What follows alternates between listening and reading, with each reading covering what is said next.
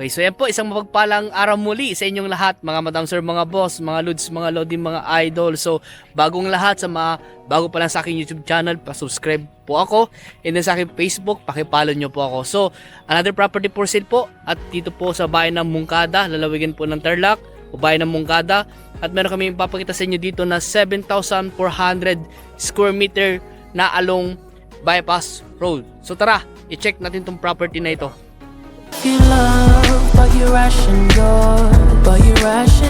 You open up just to close the door, I stay up late, trying to read your mind. I can't read your mind, but your love will move. Okay, so ayan po mga madam sir, mga boss, mga lods, mga lodi, mga idol. So ito na po yung property na ibinebenta. Simula po dito, diretso po yan, at hanggang dito po sa banda rito yung kanyang boundary. Estimate po namin frontage po niya nasa mga 20 meters more or less po yung kanyang entrada. So medyo makitid po yung entrada po niya, pero maganda itong property na to. So hanggang dito po, diretso daw po yan, sabi namin source. At ang maganda nga po dito, nakaalong bypass road po ulit. Ayan, bypass road po dito sa bayan ng Moncada. At ito nga po ay ongoing pa lang po na ginagawa. Kagaya nga po ito, naglalagay sila ng poste ng solar light. Ayan, solar street light. At ito po yung way na papunta po sa town proper ng Moncada. Papunta rin po sa Tiplex exit sa may Anao. At ito na rin naman po yung papunta po sa San Manuel, Tarlac, at pwede rin kayo pumunta ng town proper ng Moncada rin dito.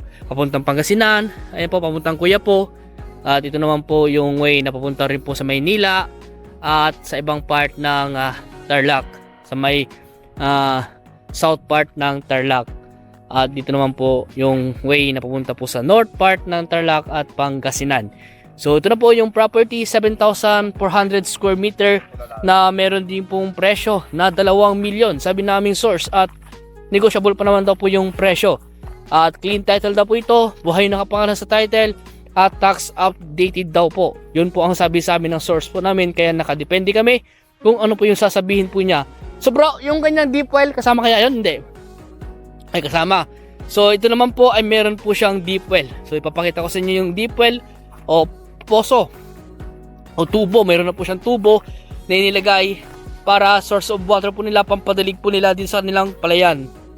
Ayan po yung deep well. Sa ngayon po, nag-aabono sila, may tanim silang palay. At medyo naghihingalo dahil medyo ano po ngayon, pag umulan saglit lang po, ganun lang po yung ulan dito sa amin ngayon. At hindi po kami naapektuhan dun sa nakaraang bagyo dahil malayo po siya. Ayan, so patag itong property na ito, as you can see po, hanggang doon pa po yan sa may malapit po dun sa mga puno po na yon, o sa may mga puno po na yon, kung nakikita nyo po, hanggang dun po yung boundary po niya. Okay, so papasensya na po kung wala po tayong drone video.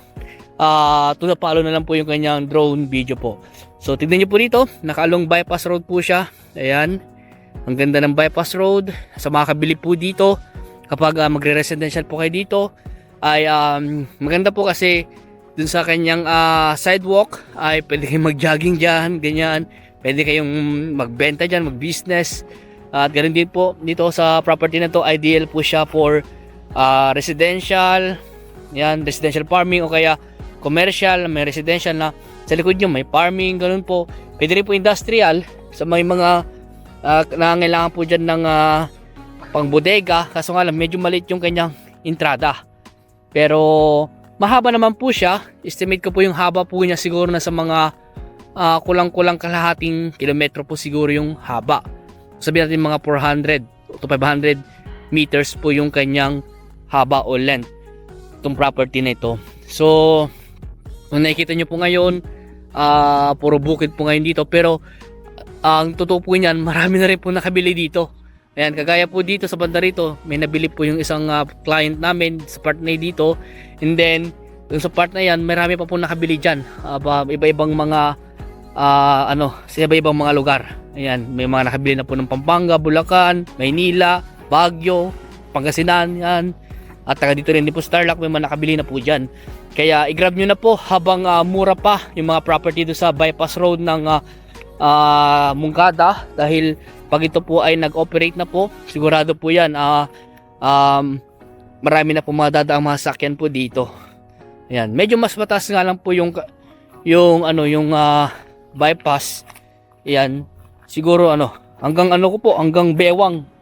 Hanggang bewang po yung taas po ng bypass road po nito, dahil ang height ko po ay 5'6".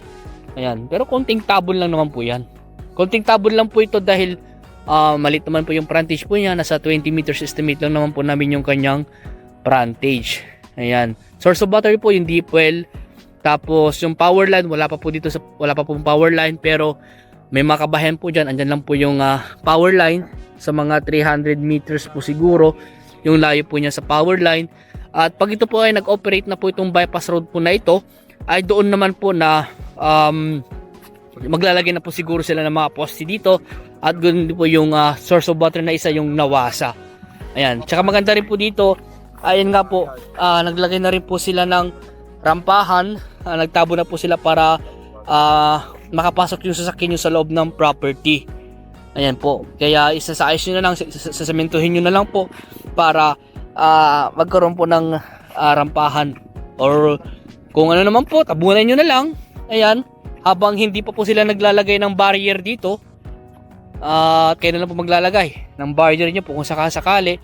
At dito naman po, may barrier naman dito. Ito po kasi yung kanyang sidewalk. Ayan, sidewalk, and then ayan po yung daanan ng mga sasakyan. Estimate ko po lapad nung ng bypass na sa mga 15 to 20 meters yung kanyang lapad. Okay, so hanggang lang po yung town proper po ng Moncada. Sa mga likod ng mga puno po niyan, kaya malapit lang po. Iikot lang po para makapunta po sa town proper ng Moncada. Sa town proper ng Moncada, andyan po yung mga Jollibee, may mga inisal din po yata dito. Yan, mga hospital, palengke, ayan.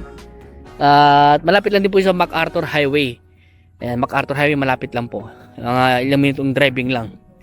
Ayan. So, kung may ibang katanungan po kayo regarding sa property nito, tawag lang po kayo sa akin. Kung gusto niyo makita yung property nito, mag-schedule lang po kayo ng viewing para masamahan po namin kayo. Ayan. So, hanggang dito po muna, at maraming salamat po sa inyo lahat, at God bless po.